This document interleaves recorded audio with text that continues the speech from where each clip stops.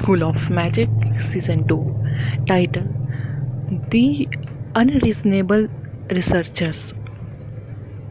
Magic city में वापस जाने के बाद आदर्श सोच रहा था कि क्या डीन गिरीश के वाटर फॉर्मेशन को उनके नए क्षेत्र में बनाना संभव है। क्या इससे क्षेत्र की सुरक्षा में उल्लेखनीय वृद्धि नहीं होगी। उसे अंततः सलाहकार शाह को अर्थ पिस्टल वापस देना होगा, लेकिन आदर्श को तभी राहत मिलेगी जब नंदेश पर्वत की रक्षा करने वाली कोई अवरोध होगा। आखिरकार फिनियाओ शहर लगातार समुद्री डिमनों के खतरे में था और यह असंभव था कि नंदिनी थोड़े समय के लिए भूमि की रक्षा करने के लिए पर्याप्त लोगों की भर्ती कर सके। यह विचार रखते हुए आदर्श ने वाटर फॉर्मेशन की प्रगति की जांच करने के लिए फिर से जियांग शहर का दौरा किया। उसे आश्चर्य हुआ जब वह आया ही था कि अदिति उसे ढूंढने आ गई। तो यह आपकी टीचर है। कैजुअल कपड़ों में मैजिक एसोसिएशन का बैज लगाए एक आदमी ने अविश्वास में आदर्श को ऊपर से नीचे तक देखा। आदर्श पर्ल यूनिवर्सिटी ऑफ मैजिक के मेंटर बनने के लिए बेहद जवान दिखता था। हाँ, क्या तुमने नहीं कहा था कि तुम्हें उनसे कुछ ज़रूरी बात करनी है?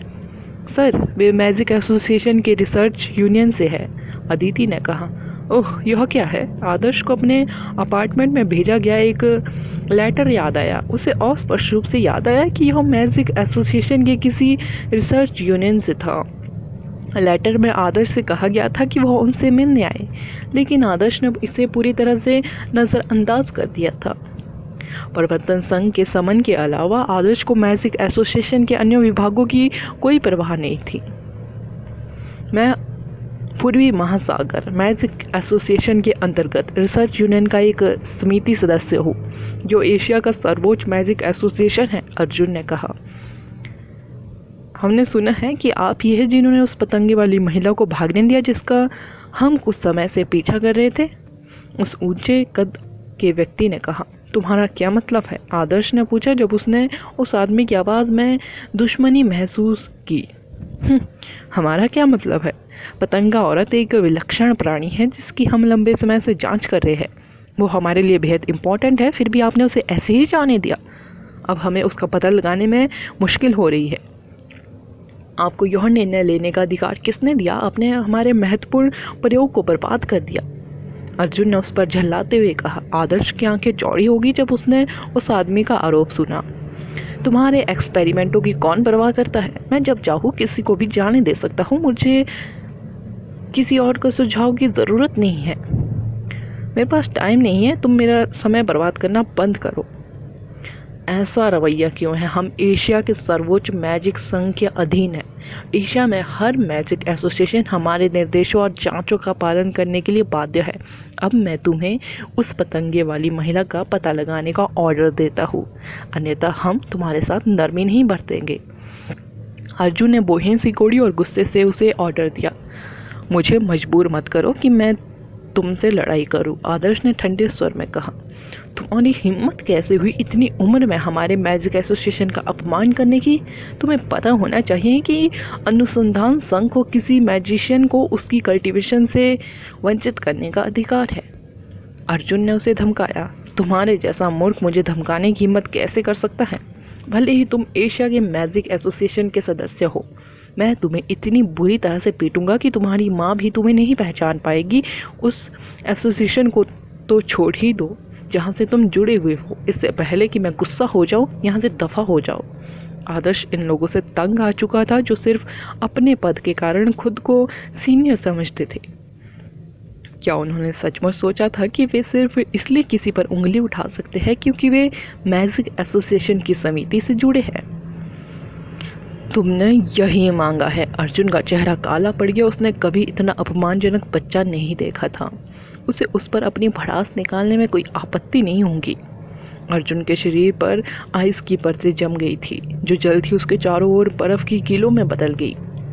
आइस स्पाइक्स की संख्या चौंकाने वाली थी। वे एक साथ बंधे हुए तीरों की तरह लग रहे थे जिनकी नोकें आदर्श की ओर इशारा कर रही थी। अर्जुन ने तुरंत अटैक नहीं किया। उसने एक खोखली हंसी निकाली और कहा, यह मेरा कर्स आइस डोमेन है। जैसा तुम्हें बताया गया है वैसा करो और पता लगाओ कि पतंगा महिला कहाँ है। इससे तुम परेशानी से बच जाओगे। हमारा रिसर्च यूनियन मैजिक के आविष्कार पर ध्यान केंद्रित करता है। हमारे बिना कोई मैजिक इक्विपमेंट या मैजिक फॉर्मेशन नहीं होगा। यह हमारी वजह से है कि तुम भूखे डीमन प्राणियों का सामना करने के बजाय शहरों में आराम से रह पा रहे हो। आदर्श ने तुरंत ही आग की लपटों का एक भयंकर घेरा बना दिया। वह उस आदमी की लगातार चिढ़ाने वाली हरकतों से तंग आ चुका था। सूर्यास्त अग्नि की लपटें बेहद भयानक थी। गर्मी ने तुरंत अर्जुन के कर्स आइस डोमेन को जल वाष्प में बदल दिया। लपटें गलीचे की तरह फैल गई और आदर्श के नियंत्रण में जोर जोर से जलने लगी। तुमने रिसर्च यूनियन के मेंबर्स पर अटैक करने की हिम्मत की? अर्जुन की आंखें चौड़ी हो गई। उसके साथ आए दो आदमी भी अचंभित थे। वे आदर्श के प्रति कठोर हो रहे थे, यह देखते हुए कि वह आदमी कितना जवान था और उसने उनके एक्सपेरिमेंट को कैसे गड़बड़ कर दिया। रिसर्च यूनियन ने कभी भी युवा अनुभवहीन मैजिशियनों को कोई सम्मान देने की जहमत नहीं उठाई। अर्जुन ने शुरू में सोचा कि वह लड़का अपने कर्स आइस डोमेन को बाहर निकालने के बाद अपनी पैंट गीली कर देगा, लेकिन उसे आश्चर्य हुआ कि वह युवक की लपटों के कारण कुछ कदम पीछे हट गया। तुमने सच में मुझे परेशान कर दिया है। आदर्श की मुट्ठियों पर उग्र ड्रैगन लुढ़क रहे थे। रिसर्च यूनियन के 3 सदस्यों ने उग्र फिस्ट का विरोध करने के लिए जल्दी से अपने डिफेंस इक्विपमेंट बुलाए। उन्हें आश्चर्य हुआ कि आदर्श की फायर फिस्ट सूर्यास्त अग्नि की अतिरिक्त शक्ति के बाद एक सामान्य एडवांस स्पेल से अधिक शक्तिशाली थी। इसने तीनों लोगों को उड़ा दिया। अर्जुन तीनों में से सबसे ताकतवर था, लेकिन वे सभी चिलचिलाती गर्मी से जल गए थे। आदर्श की लपटों के बीच मुड़े हुए चेहरे के साथ खड़े होने पर उनके शरीर पर छाले पड़ गए। मैजिक एसोसिएशन हमेशा से ही अन्य मैजिशियनों के खिलाफ मैजिक का इस्तेमाल करने की हिम्मत रखता था। क्या वह बच्चा पागल हो चुका था जो उन पर इतना शक्तिशाली मैजिक कर रहा था? बच्चे, तुम मर चुके हो, तुम निश्चित रूप से मरने वाले हो। अर्जुन ने आदर्श की ओर इशारा किया और कसम खाई, तुम वापस जाओ और कुछ साल ट्रेनिंग करो, उसके बाद वापस आना। मुझे समझ नहीं आता कि तुम जैसे घटिया इंसान ने मेरे सामने इतना घमंडी होने की हिम्मत कैसे की। आदर्श ने ठंडे स्वर में कहा। शुरू में तो उसने सोचा था कि रिसर्च यूनियन के मेंबर्स बेहद ताकतवर है, लेकिन उसने एक ही मुक्का मारकर उन्हें इतनी दयनीय स्थिति में पहुंचा दिया। कितने मज़ेदार है। आइस बाउंड, अर्जुन ने एडवांस आइस स्पेल का जाप करते हुए चिल्लाया। अर्जुन के पास एक डोमेन था। उसने जिस आइस बाउंड कॉफिन को बुलाया था वह पहले की तरह ही बर्फ की कीलों से घिरा हुआ था। जब आइस बाउंड कॉफिन आसमान से नीचे उतरा तो वे ठंडी तरह से टिमटिमा रहा था। अदिति ने जब देखा कि पुरुष लड़ाई के बारे में गंभीर थे तो जल्दी से दूर छुप गई। आदर्श ने बचने की कोशिश नहीं की क्योंकि आइस बाउंड कॉफिन अपने स्पाइक के साथ नीचे उतरा। उसके पैरों के नीचे की जमीन फट गई और आग की लपटें जंगली गीजर की तरह फूट पड़ी। एक मोटा जलता हुआ फायर पिलर आसमान में उठ गया। आदर्श खंबे के नीचे रह गया। जंगली लपटें बर्फ से ढके ताबूत में घुस गई और उसे पिघला दिया। भले ही आइस एलिमेंट और फायर एलिमेंट एक दूसरे के खिलाफ प्रभावी थे, लेकिन यह पूरी तरह से इस बात पर निर्भर करता था कि कौन सा बंदा मजबूत था। मजबूत पक्ष हमेशा कमज़ोर पक्ष पर हावी हो जाता था। यह स्पष्ट था कि आदर्श की सूर्यास्त अग्नि से अर्जुन के डोमेन से दब गया था। अर्जुन का डोमेन आदर्श की सूर्यास्त अग्नि से दब गया था। अर्जुन ने कभी भी ऐसी अजय लपटों वाले किसी व्यक्ति के खिलाफ लड़ाई नहीं लड़ी थी। उसका आइस एलिमेंट पूरी तरह से बेकार था। अर्जुन ने फिर से अटैक नहीं किया। उसने झुंझलाहट से कहा, हम तुम्हारे दुर्व्यवहार की रिपोर्ट मैजिक एसोसिएशन को देंगे। परिवर्तन संघ तुम्हारे साथ निपटेगा। अगर मैं तुम होता तो मैं अपनी दुम दबाकर भाग जाता। तुम बेहद कमज़ोर हो। आदर्श ने घृणा से जवाब दिया। अर्जुन इतना पागल हो गया था कि उसका चेहरा कांप रहा था। रिसर्च यूनियन मुख्य रूप से मैजिक का आविष्कार करने और उसे बेहतर बनाने पर ध्यान केंद्रित करता था। वे बिल्डर, कवच बनाने वाले या फॉर्मेशन निर्माता की तरह थे। उनकी कल्टीवेशन कमज़ोर नहीं थी, लेकिन परिवर्तन संघ की तुलना में उनकी लड़ने की क्षमता काफ़ी कमज़ोर थी। हालांकि उन्होंने ही लड़ाई शुरू की थी, उनके पास अपमान सहने के अलावा कोई विकल्प नहीं था। वे अपना बदला लेने की जल्दी में नहीं थे। मैजिक एसोसिएशन के अन्य विभाग कभी कभी रिसर्च यूनियन से हेल्प मांगते थे। उन्हें परिवर्तन संघ के सदस्यों को भेजने का भी अधिकार था। इस आदमी को अपने किए की कीमत चुकानी पड़ेगी। चलो चले। अर्जुन अपने 2 अधीनस्थों के साथ चला गया। वे घायल हो गए थे और उनके कपड़े फटे हुए थे। उनका अहंकार पूरी तरह से खत्म हो चुका था। उनमें से एक आदमी फुसफुसाया, यह बच्चा इतना ताकतवर कैसे है? ऐसा लगता है कि वह वास्तव में यूनिवर्सिटी ऑफ मैजिक का संरक्षक है। हाँ, मुझे परवाह नहीं कि वह कौन है। जो कोई भी रिसर्च यूनियन के खिलाफ जाएगा उससे नुकसान झेलना पड़ेगा। अदिति ने लड़ाई खत्म होने के बाद ही आदर्श के पास आने की हिम्मत की। उसकी आंखें सितारों की तरह चमक रही थी, जिसमें प्रशंसा की एक मजबूत झलक थी। आदर्श की फायर बेहद ही शानदार थी। अदिति को इसे करीब से देखने का मौका नहीं मिला जब वह पतंगा महिला के खिलाफ लड़ रहा था। आखिरकार उसे इस बार व्यक्तिगत रूप से सूर्यास्त अग्नि देखने का मौका मिला। सूर्यास्त के समय आसमान के रंग की लपटें इतनी तेज गर्मी के साथ कि आसमान में भी आग लग सकती थी। सर, आप बेहद ताकतवर हैं। आपने आमतौर पर क्या ट्रेनिंग ली है? आप और अपनी अग्नि के साथ पूरी तरह से तालमेल बिठा लेते हैं। क्या आप इसे अपनी इच्छानुसार नियंत्रित कर सकते हैं? अदिति ने उत्साह से पूछा। आदर्श ने कहा, बेहद सारे सवाल हैं और अजीब लोगों को मेरे पास लाना बंद करो। ओह, मुझे नहीं पता था कि वे परेशानी खड़ी करने की कोशिश कर रहे थे। रिसर्च यूनियन मैजिक एसोसिएशन का एक प्रभावशाली विभाग है। वे कैसे अजीब है? मैंने ग्रेजुएट की उपाधि प्राप्त कर ली है, लेकिन मुझे अभी तक शामिल होने के लिए कोई संगठन नहीं मिला है। मैं मैजिक एसोसिएशन में शामिल होने के बारे में सोच रही हूँ, लेकिन मैं इंटर्न बनने के लिए भी योग्य नहीं हूँ, अदिति ने कहा। पूर्वी मैजिक एसोसिएशन क्या है? आदर्श ने पूछा। सर, आप गंभीर हैं? आपको पूर्वी महासागर मैजिक एसोसिएशन हमारे देश में एशिया मैजिक एसोसिएशन का एक शाखा कार्यालय है। यह केवल ओरिएंटल मैजिक एसोसिएशन के अधीन है, अदिति ने कहा। मेरा मैजिक एसोसिएशन के साथ वास्तव में कोई खास संबंध नहीं था। वैसे आप काफ़ी समय से यहाँ हैं। क्या आपने सीखा है कि वाटर सर्कुलेशन मैजिक फॉर्मेशन कैसे काम करता है? आदर्श ने पूछा।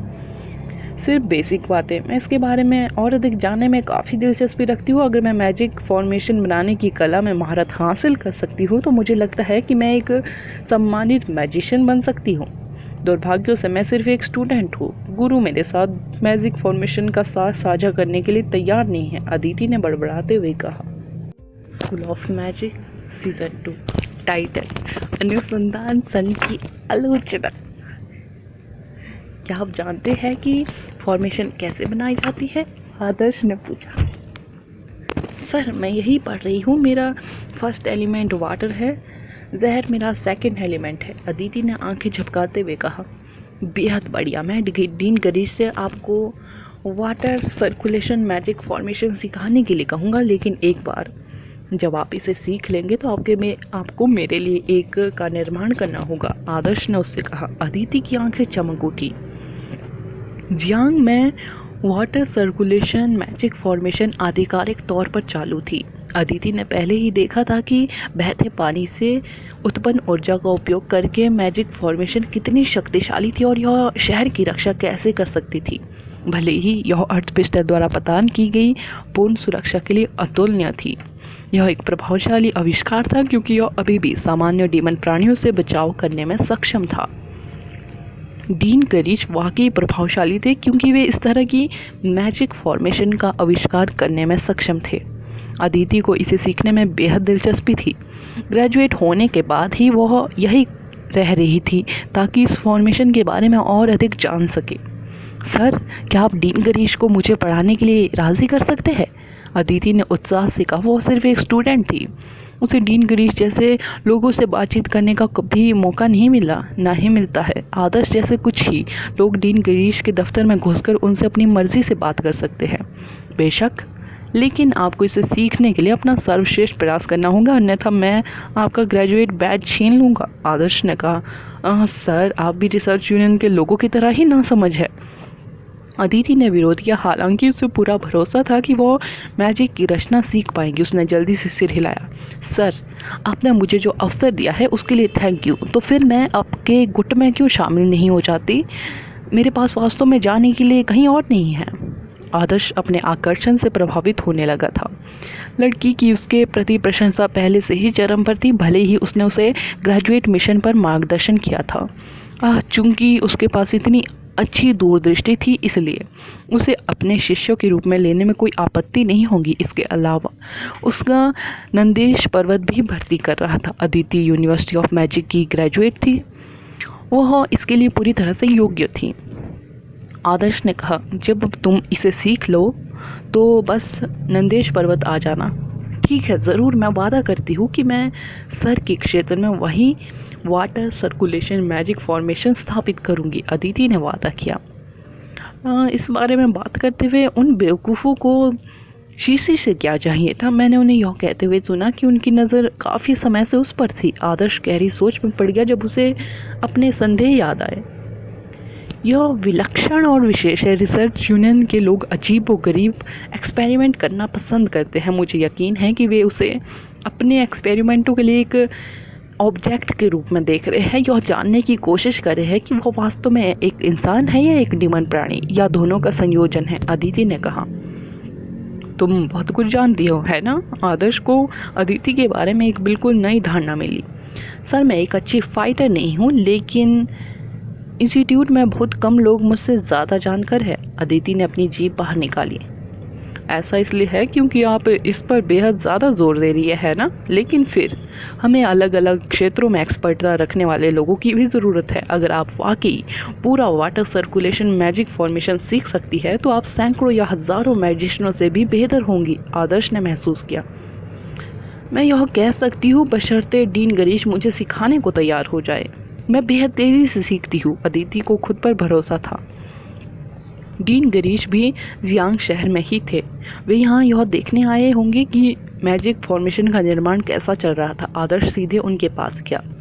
डीन गिरीश ने आदर्श को घूरते हुए कहा, यह जानते हुए कि वह कितना लाभ उन्मुख था, तुम्हें वास्तव में पता है कि मुझसे क्या लेना है? मैंने इसे पूरा करने से पहले वाटर सर्कुलेशन मैजिक फॉर्मेशन पर 10 साल बिताए और अब तुम मुझसे इसके लिए पूछ रहे हो?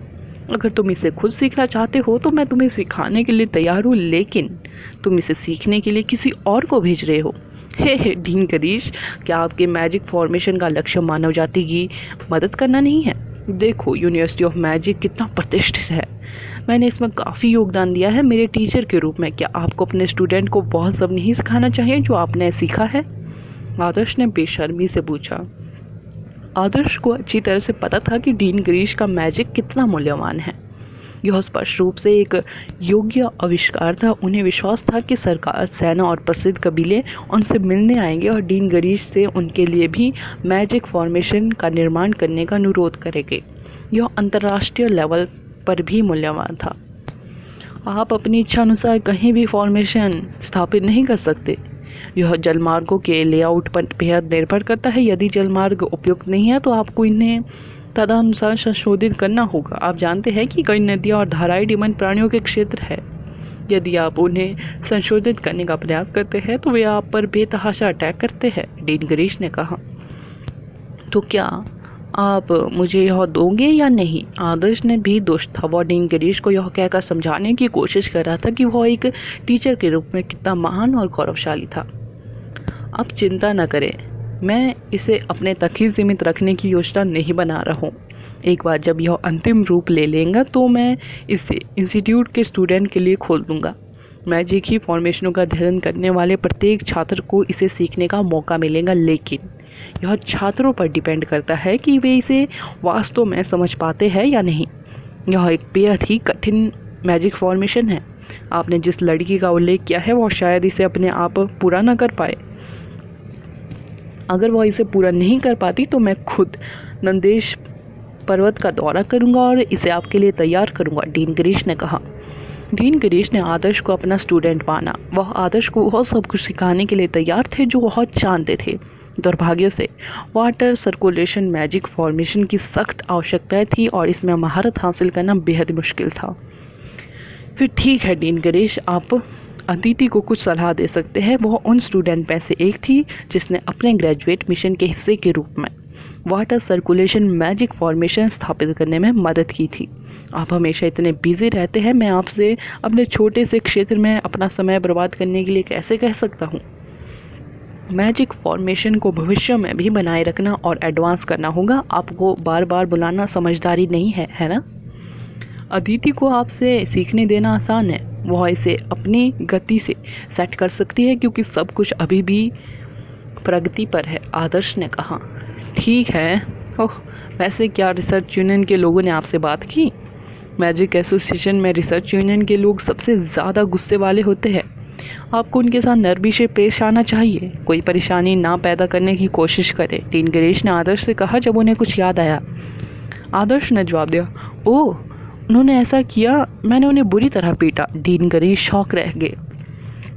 ऐसा लगता है कि वे पतंगे वाली महिला के पीछे पड़े हैं। मैं काफ़ी उलझन में हूँ, क्या शिशी के बारे में कुछ खास है? आदर्श ने पूछा। डीन गिरीश ने बताया, पतंगा महिला वास्तव में एक अनोखा जीव है, उसके रहस्यों से शोधकर्ताओं को कुछ नया सीखने को मिल सकता है।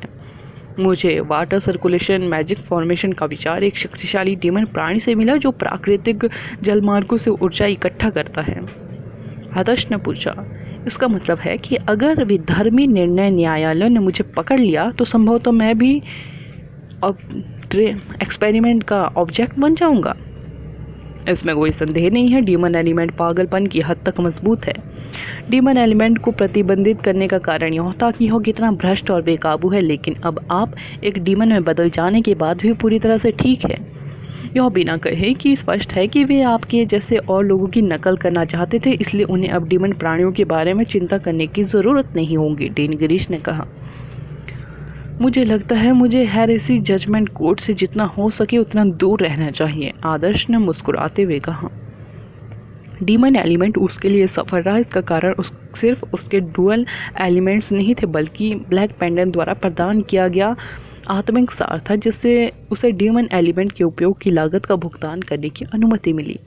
उसके डुअल एलिमेंट अब रहस्य नहीं थे, लेकिन उसने कभी किसी को ब्लैक पेंडेंट के बारे में नहीं बताया था।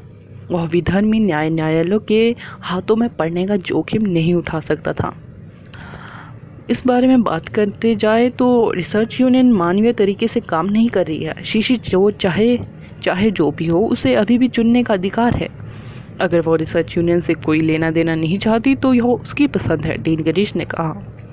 आदर्श ने कहा, जब भी वे आएंगे मैं उन्हें बुरी तरह पीटूंगा। मैंने मैजिक एसोसिएशन में उनसे ज़्यादा परेशान करने वाला कोई नहीं देखा।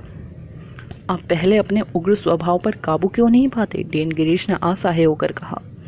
मैं इधर उधर जाकर लोगों को भड़काता नहीं हूँ, लेकिन इसका मतलब यह नहीं कि मैं उनके जैसे घटिया लोगों को सहन कर सकता हूँ। मैं इस बारे में रिसर्च यूनियन से बात करूंगा, डीन गिरीश ने कहा। कोई बात नहीं, अगर वे मुसीबत मोल रहे हैं तो आने दो। मेरे हाथों में भी खुजली हो रही है। उनसे कहो कि कुछ एक्सपर्ट भेजे, मुझे अपनी मांसपेशियों को ढीला करने का मन कर रहा है। आदर्श ने मुस्कुराते हुए कहा, वह एक युद्धोन्मादी व्यक्ति के अलावा कुछ नहीं था। आदर्श उस रात शंघाई वापस जाने वाली ट्रेन पकड़ने में असफल रहा। उसके पास फ्लाइंग क्रीक स्नोवॉल्फ को बुलाने के अलावा कोई चॉइस नहीं थी।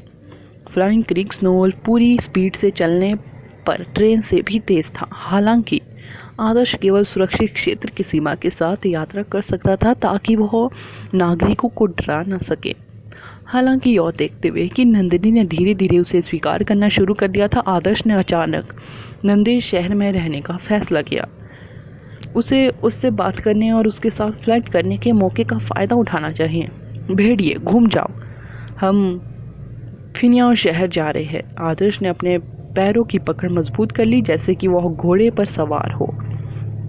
फ्लाइंग क्रीक स्नोवॉल्फ का चेहरा दुखी था। उसके मालिक ने हाल ही में उसे किसी लड़ाई के लिए नहीं बुलाया था, बल्कि उसे सिर्फ परिवहन के लिए इस्तेमाल किया था, भले ही वह कमांडर लेवल का भेड़िया था। लिटिल फ्लेमबिले फ्लाइंग क्रीक स्नोवॉल्फ के सिर पर बैठी थी। उसके पैर प्राणी की नाक के ऊपर लटक रहे थे और उसके सीधे कानों को पकड़ रहे थे। छोटी राजकुमारी निश्चित रूप से सवारी का आनंद ले रही थी। फ्लाइंग क्रीक स्नोवॉल्फ अचानक रुक गया। उसने पास की एक पहाड़ी दीवार को दुश्मनी भरी निगाहों से देखा। फ्राइंग क्रीक स्नोवुल्फ जानलेवा ऑरा के प्रति बेहद संवेदनशील था। मुसीबत आने की जानकारी मिलते ही आदर्श तुरंत अलर्ट हो गया। नीले पतंगों का एक झुंड अपने पंख फड़फड़ाते हुए पहाड़ की दीवार से बाहर उड़ रहा था। ऐसा लग रहा था कि वे लिटिल फ्लेम बेले से डर रहे थे और उसके 10 मीटर के भीतर आने की हिम्मत नहीं कर रहे थे। और अधिक पतंगे दिखाई देने लगे, एक आकर्षक आकृति बनाने लगे।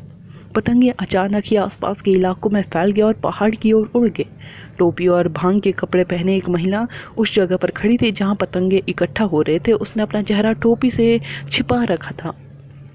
उसने धीरे से अपना सिर उठाया जिससे उसकी चमकती हुई आंखें दिखाई देने लगी। वे रात के आसमान के नीचे चमक रही थी।